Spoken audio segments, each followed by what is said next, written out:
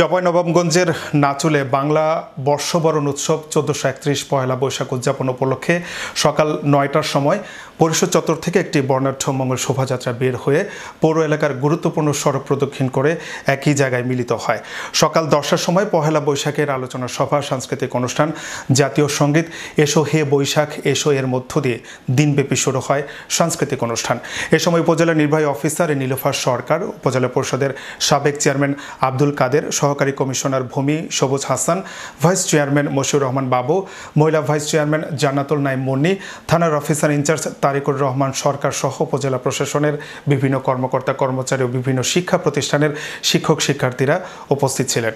নির্বাহী অফিসার বলেন, নতুন বছরের প্রথম দিন ধর্ম বর্ণ গোত্র নির্বিশেষে সবাই মিলে নাচ গান শোভাযাত্রা আনন্দ উৎসব হরেক রকম খাবার ও বাহারি সাজে বৈশাখকে বরণ করে নেয় উৎসবপ্রেমী বাঙালি জাতি।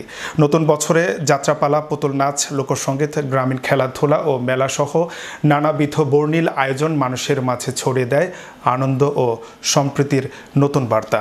স্ফূর্তভাবে অংশগ্রহণ করে আজকের এই নতুন বছরের আগমনী বার্তা সকলেই সুন্দরভাবে স্বতঃস্ফূর্ত অংশগ্রহণে এটি আরও মনোমুগ্ধকর এবং জাঁকজমকপূর্ণ হয়েছে। আপনাদের সকলের প্রতি আমি কৃতজ্ঞতা এবং ধন্যবাদ জানাচ্ছি।